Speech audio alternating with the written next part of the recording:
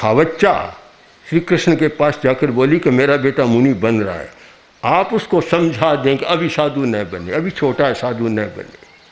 श्री कृष्ण ने उसको बुलाया, बुलाकर कहा कि ठावच्चा पुत्र, बोलो क्या कमी है, जो भी कमी हो मैं पूरा करूँगा, तेरा पूरा दायित्व तो मैं लेता हूँ, तेरा भरण पोषण पालन जो भी तुम्हें चाहिए उसकी सारी जिम्मेवारी मेरी है, तुम चिंता मत करो और तुम अभी मुनि मत बनो। उस समय ठावच्चा पुत्र में एक चेतना का जब परिवर्तन होता है, बात कहाँ से आती है, कुछ समझ से परे की बात होती है, एकदम सारा चिंतन बदल जाता है।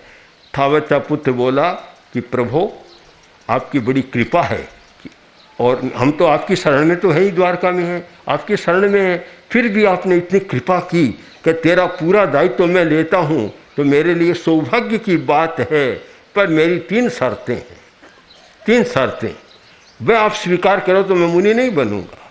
बोलो क्या शर्त है? पहली कि कभी मैं रोगी न बनूं, रोग न आए। दूसरी, मैं बूढ़ा न बनूं। तीसरी, मैं कभी मरूं नहीं, तो फिर मैं आपकी शरण में रहूंगा, मैं साधु नहीं बनूं। श्री कृष्ण ने कहा कि रोगी न बनो, इस पर तो फिर भी सोचा जा सकता है, उपाय है दुनिया में कि रोग को टाला जा सकता है, बुढ़ापे को भी आगे सरकाया जा सकता है, पर नहीं मरूं यह तो दुनिया का अटल नियम है, इसको तो टाला नहीं जा सकता, और इसे नहीं हो सकता कि नहीं हो सकता तो फिर मैं भी नहीं रह सकता।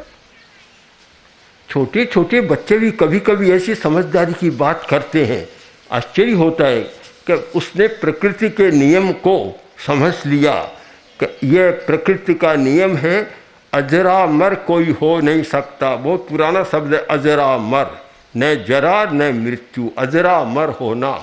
जो परमात्मा होता है, मुक्त आत्मा होता है, वह अजरामर होता है।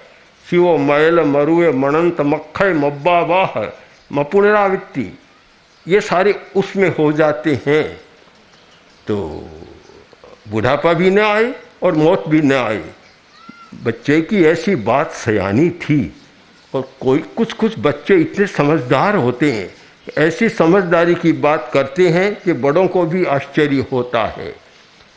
तो यह प्रकृति का नियम, प्रकृति का नियम है।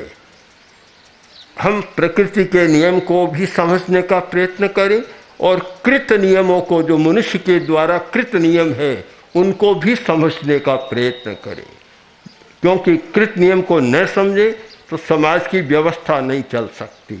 आखिर आदमी समाज में जीता है तो उसे समाज के नियमों का भी पालन करना जरूरी होता है, ध्यान देना जरूरी होता है।